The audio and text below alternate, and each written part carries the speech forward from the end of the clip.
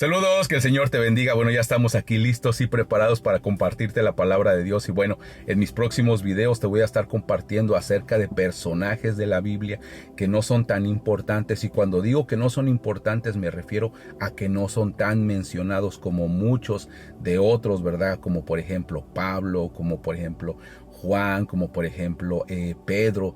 Muchos de estos personajes los podemos leer varias veces en la Biblia, hablan de lo que hicieron, ¿verdad? Pero sin embargo, este personaje al cual me voy a referir el día de hoy es en base a Judas Tadeo, así es. Y esto es porque me hicieron una pregunta en uno de mis videos y de antemano agradezco tus preguntas y tus comentarios, ya que eso me ayudan a mí a seguir compartiéndote la palabra de Dios y a poder seguir también enseñando la palabra de Dios de una manera correcta como la palabra de Dios nos enseña. Bueno, en esta parte que yo te voy a compartir o en base a este personaje llamado Judas Tadeo y también conocido como Judas Leveo, hay algo que podemos aprender tú y yo, y es en base a la humildad. Así es.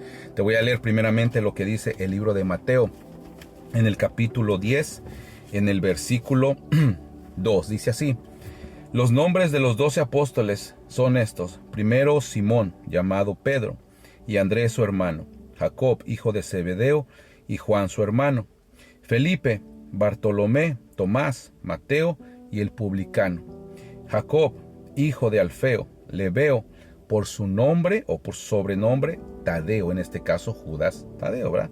Simón, el cananista, y Judas Iscariote, el que también le entregó, o sea, el que entregó a Jesucristo.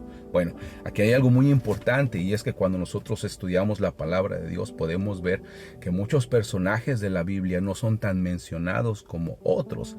Te decía, ¿verdad? Como Pablo, como Pedro, como Juan, pero sin embargo hay algo muy importante que nosotros podemos aprender a través de la vida de estos personajes que no se mencionan mucho. En el caso de Judas Tadeo, su nombre significa en hebreo, quiere decir corazón grande o corazón valiente.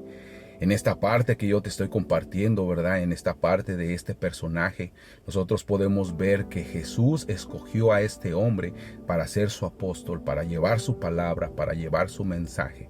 Cuando tú ves un personaje en la Biblia y ves que tal vez no se menciona de una manera como se mencionan los otros personajes, y me refiero, ¿verdad?, a esos hombres de renombre, el apóstol Pablo, Juan, Pedro, no quiere decir que no sean importantes.